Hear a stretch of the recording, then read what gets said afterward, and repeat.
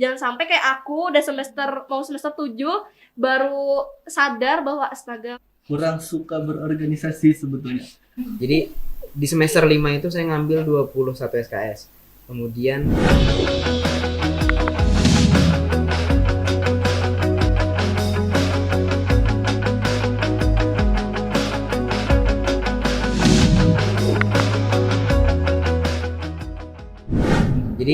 di semester 5 itu saya ngambil 21 SKS.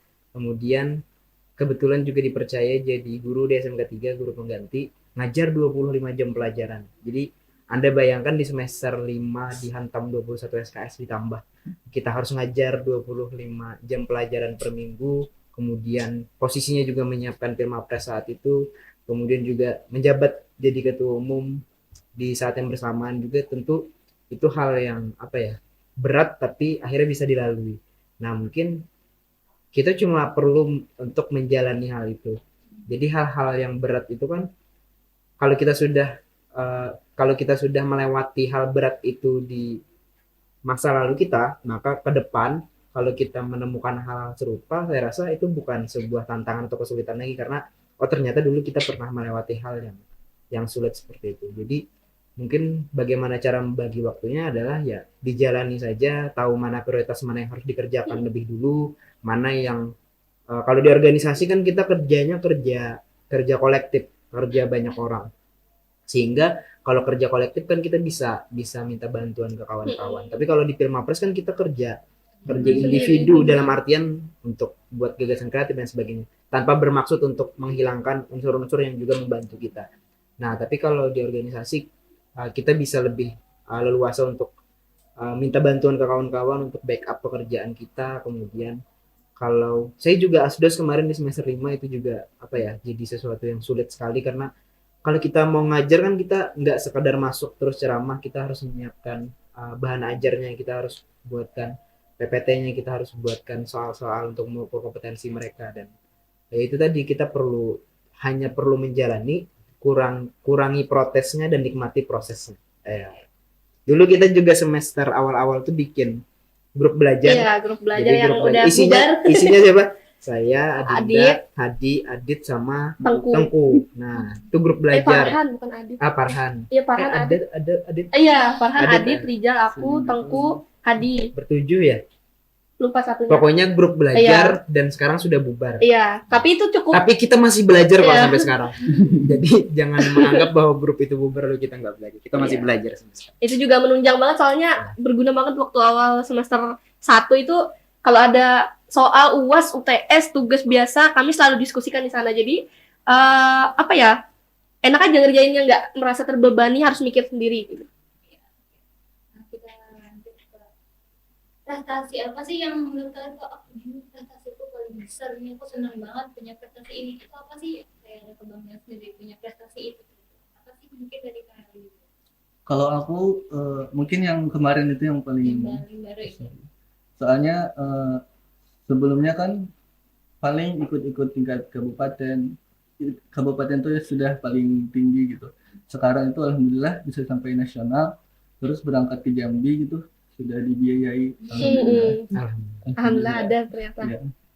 Kayak bolak-balik ya. Iya, kayak bolak-balik, terus pulangnya sama Prof Dwi lagi, satu pesawat, satu mobil. Tadi berangkatnya tuh sempat ketinggalan pesawat.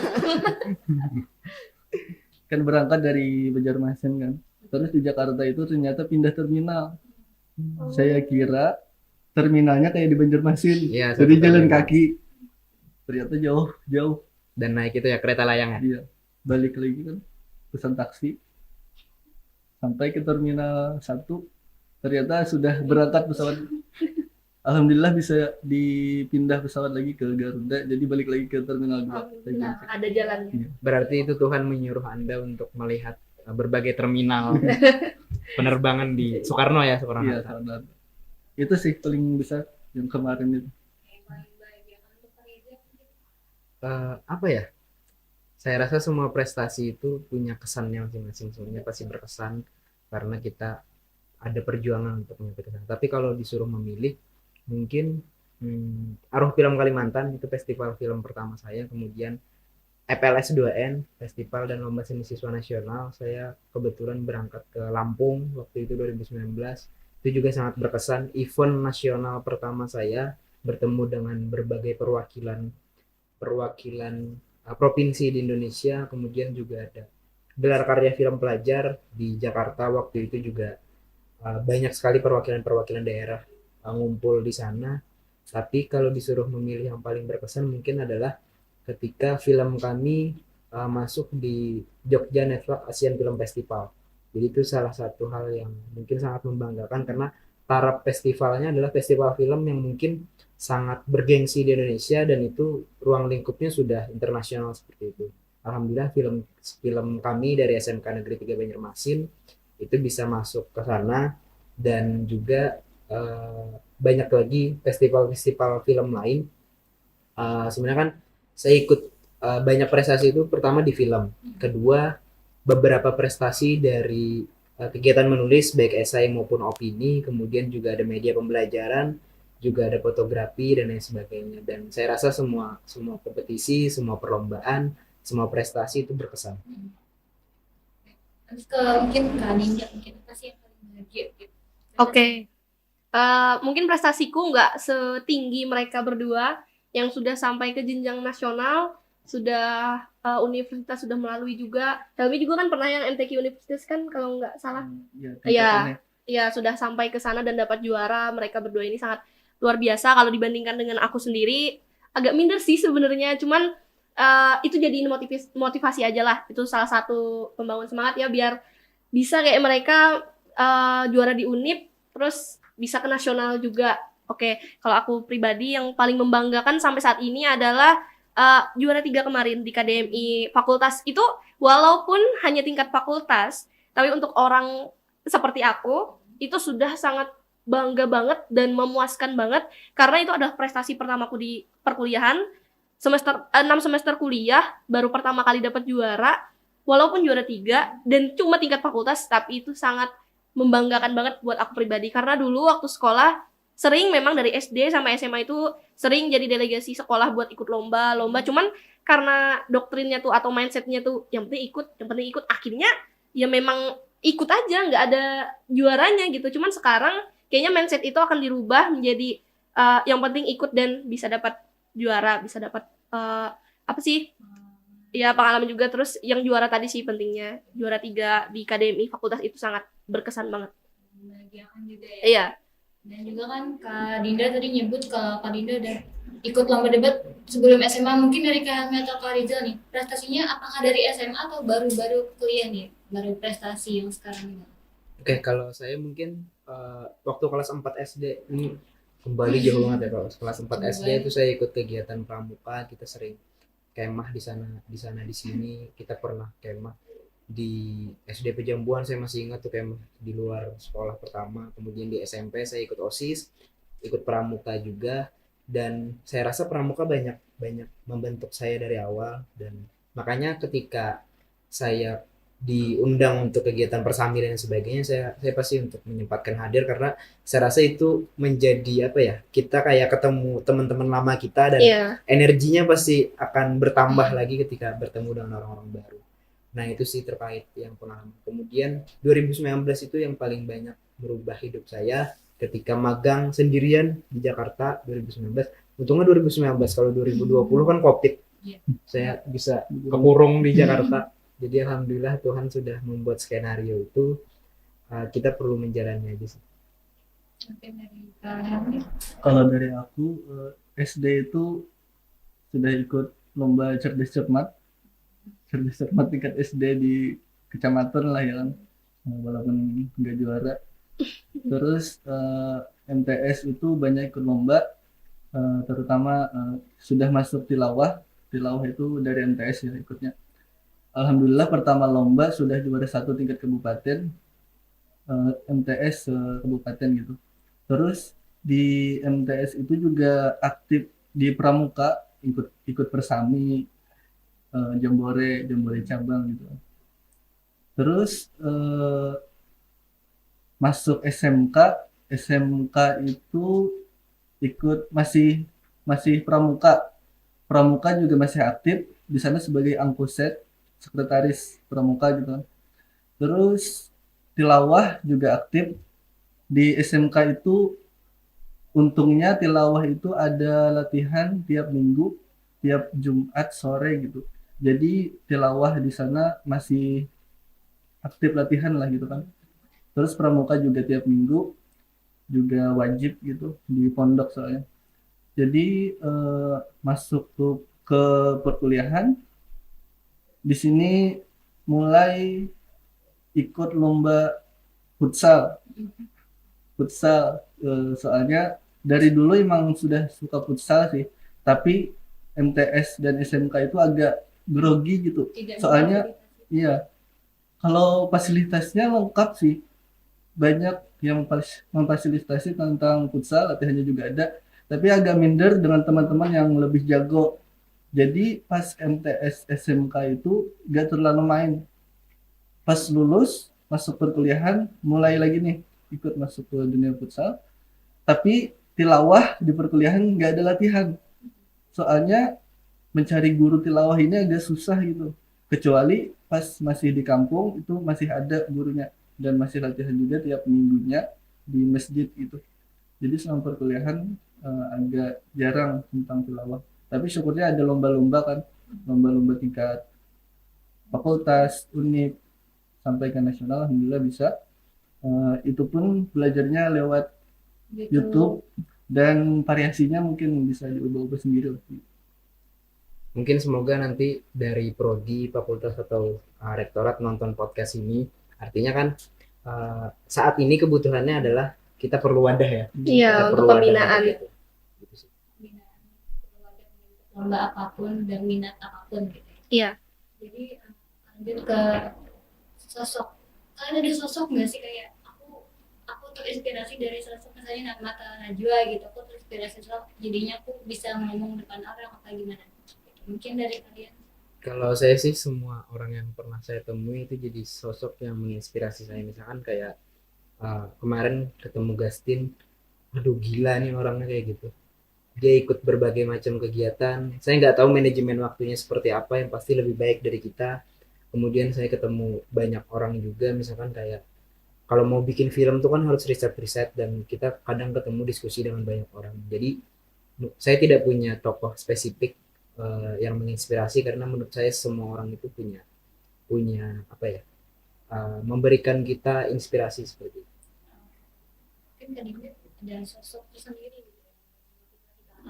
Oke, kalau sosok yang memotivasiku terus dan akan selamanya, ayahku.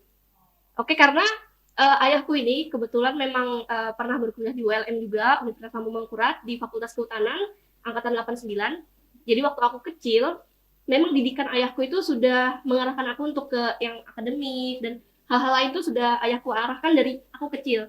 Baca buku, hitung-hitungan, kemudian ayahku juga sering menceritakan, waktu kuliah dulu gini, waktu kuliah dulu ikut ini. Nah, itu kan membentuk mindset dan cara berpikirku kan, karena ayahku kuliah di ULM, aku juga termotivasi untuk ikut di ULM. Alhamdulillah lolos di Prodi Teknologi Pendidikan.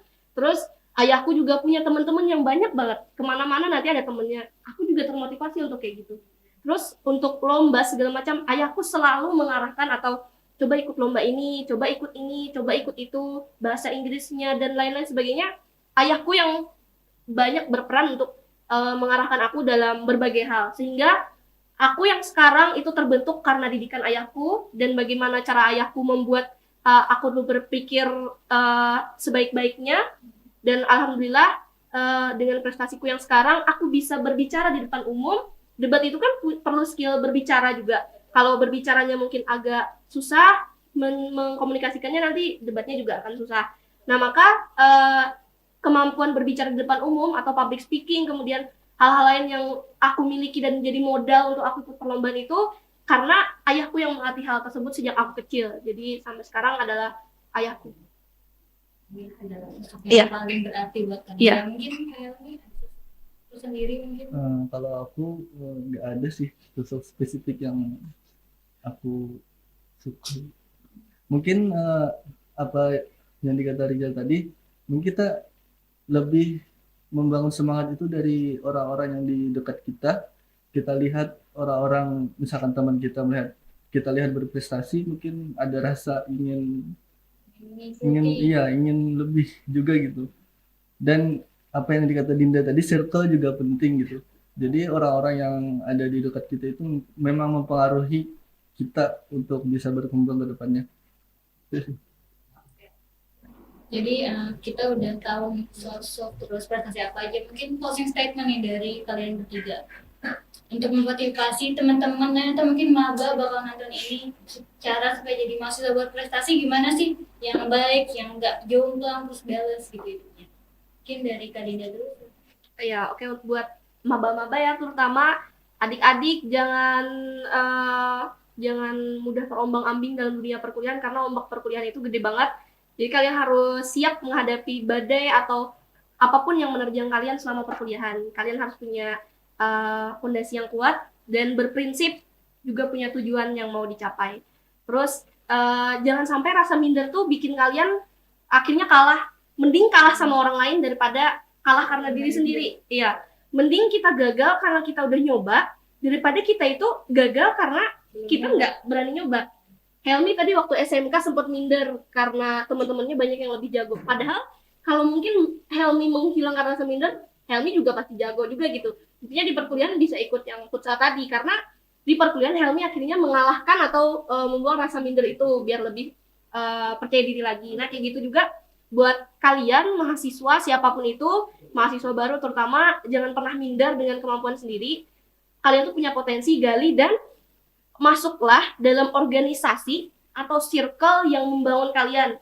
Jangan sampai salah masuk organisasi, akhirnya bukannya potensi kalian itu meningkat, tapi malah makin redup atau tenggelam, kalian tidak terwadahi. Dan jangan sampai kalian terkumpul dengan circle yang akhirnya membentuk pribadi kalian, yang sebelumnya itu semangat, yang sebelumnya itu positive vibes, akhirnya terpengaruh menjadi orang yang males-malesan, padahal kalian punya potensi, kayak gitu. Itu pesanku buat semua mahasiswa, baik itu mahasiswa baru ataupun mahasiswa yang masih berkuliah sampai sekarang. Helmi mungkin dulu. Mungkin semangat aja buat kalian yang sudah masuk di dunia perkuliahan. Kalau dari aku, mungkin kita harus lebih tahu diri kita sendiri. Aku kan awalnya itu mau dilihat orang itu gak terlalu agamis, gak terlalu kayak agamis banget gitu. Ternyata jadi Tapi kepala departemen kerohanian. Tapi ternyata mungkin ada kelebihan di situ, ada kelebihan di tentang itu tadi, tilawah segala macam tentang agama. Mungkin dari situ kita lebih kembangkan itulah ya. Mungkin kita sudah ada basic di situ, mungkin lebih diasah lagi. Sekarang saya setelah ikut beberapa lomba, beberapa kegiatan tentang agama, tentang tilawah segala macam, banyak dipanggil orang gitu. Baca doa. Iya, baca doa di kegiatan di kampus gitu kan. Terus di kampung juga disuruh ngaji tentang acara pernikahan segala macam. Terus jadi pembukaan acara rapat-rapat segala macam di kampung juga. Mungkin itu jadi apa ya? Jadi kelebihan, jadi kita lebih dikenal orang gitu. Daripada kita mengembangkan yang tidak pasti, yang kita tidak tahu ke depannya gimana, mungkin kita lebih bisa kembangkan di situ, lebih asah di situ lagi. Saya baru sadar sih tentang itu. Jadi untuk teman-teman, semangat dalam perkuliahan, dalam mengejar prestasi segala macam. Kembangkan diri Anda, kembangkan diri sendiri, terus lebih semangat lah, intinya semangat lah. Ya. Kalau dari saya mungkin ungkapan Ki Hajar Dewantara jadi salah satu filosofis yang mendalam dalam kehidupan, bahwa jadikanlah setiap tempat sebagai sekolah dan jadikanlah setiap orang menjadi guru. Kemudian saya juga banyak dapat motivasi dari senior-senior saya, baik di himpunan maupun di Matepsi maupun kating-kating kita di teknik pendidikan. Ada yang pernah mengatakan bahwa segera habiskan jatah gagalmu agar jatah suksesmu akan segera datang. Bagaimana mungkin kita bisa sukses kalau kita belum menghabiskan slot kegagalan kita? Maka ya nggak apa-apa kalau mulai aja dulu, gagal dulu, itulah bagian dari proses. Kemudian saya juga sering sampaikan bahwa perubahan itu tidak lahir dari tapak kaki yang diam, maka mulai bergeraklah dan ciptakan perubahan. Itu mungkin itu sih motivasinya.